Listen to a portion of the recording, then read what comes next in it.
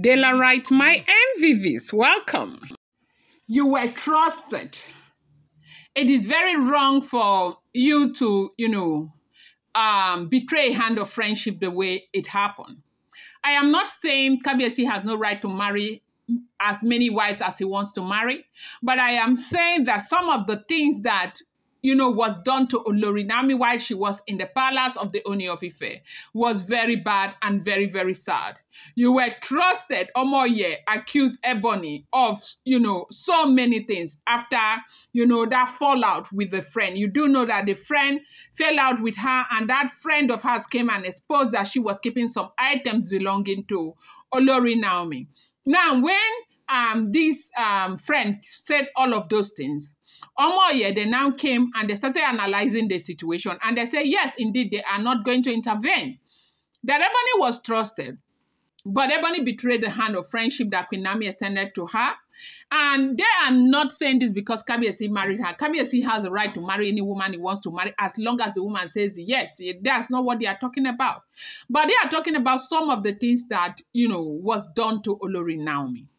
Now, if the information we got is correct, let me remind you of what the Omo Oye said. There was a time Kabiyesi was in the US. I don't know if you guys have heard this before. Something happened in the palace. That day Nikawo was very, very small, right? At that time, they had already started planting doubt in the head of Kabiyesi. Kabiyesi doubted everything Olori Naomi said, everything the mother said, everything the brother said, everything. Kabiyesi doubted them big time. And they were making it look as if Naomi was busy, manipulating him by saying things that was never in existence. So, to cause problems for other people in the palace, okay? And a lot of people were together in this, okay? It was like a very huge conspiracy. So this night, she had crusade in Akure, and they had all traveled. That's the mother, the siblings.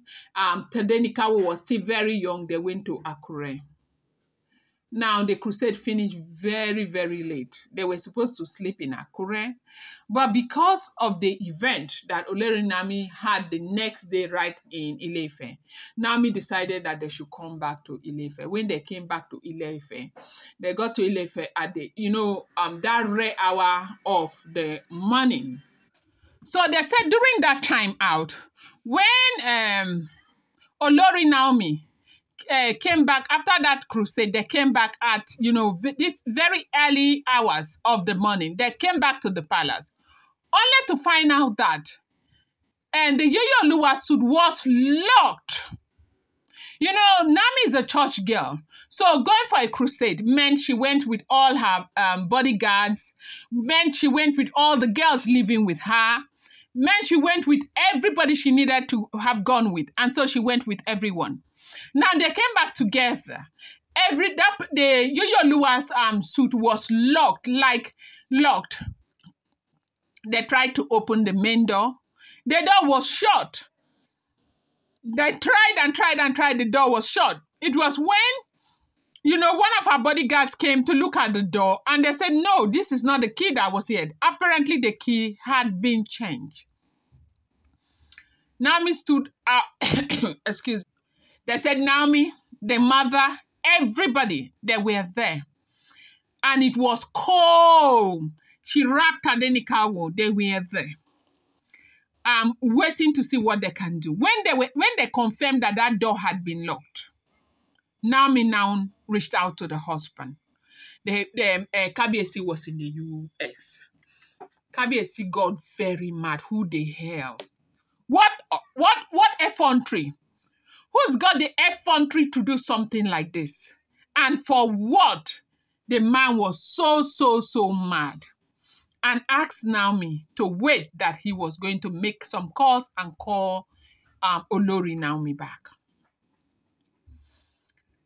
Naomi, they sat down out there. There are a lot of places where, of course, you would want to ask the question that, okay, with all of those others stood and everybody in the palace, why couldn't anybody let them in? It's not as if they didn't let them in. They did not make any effort to go anywhere except the Yuyoluwa's apartment. The reason is because there'd been a huge conspiracy. At that point, they knew that something was so bad and it was not one person. It was collective.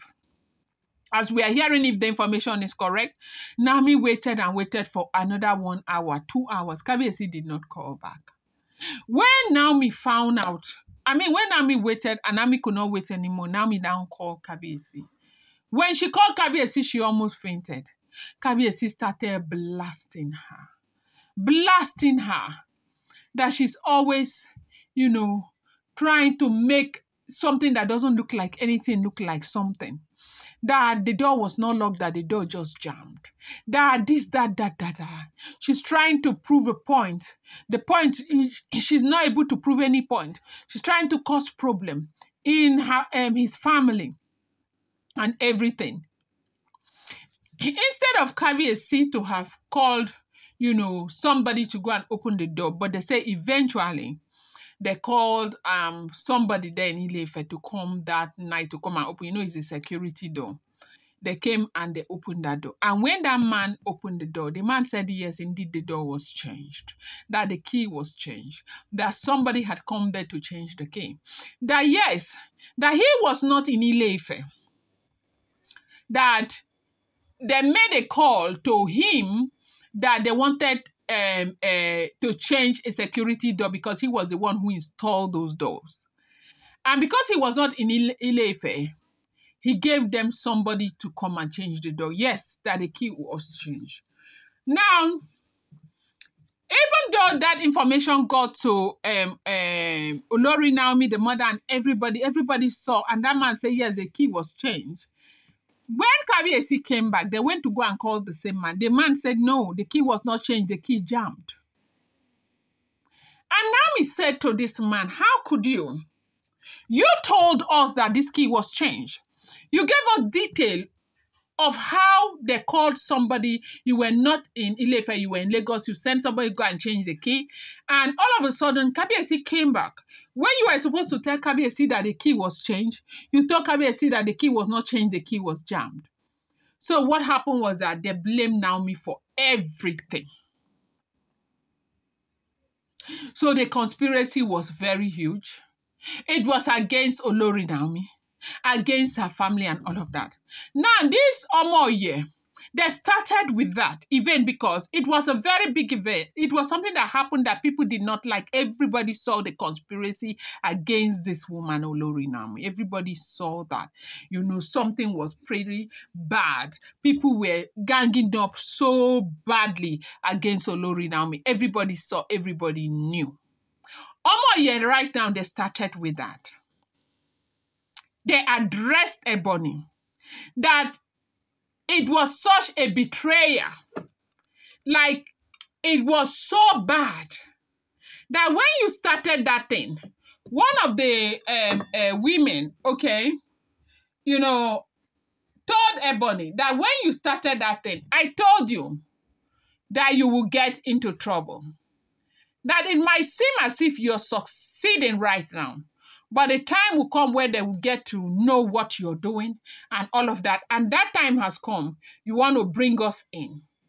That you cannot just come and mess us up and spoil our image and do all of these things. That you started that it was you were trusted by Olori Naomi. How could you have done this? How could you have done this? They said yes. That one of their members have actually accused Ebony of spiritual theft. That she's keeping Olori Naomi stuff. What exactly is she keeping those things for? If she wants them to intervene, she truly needs to go and give Olori Naomi back her stuff. That was the resolution of Omo Oye. I'm going to bring you more update. Do not forget that these are all alleged, rumored, unverified information making the rounds on social media and should not be seen as fact.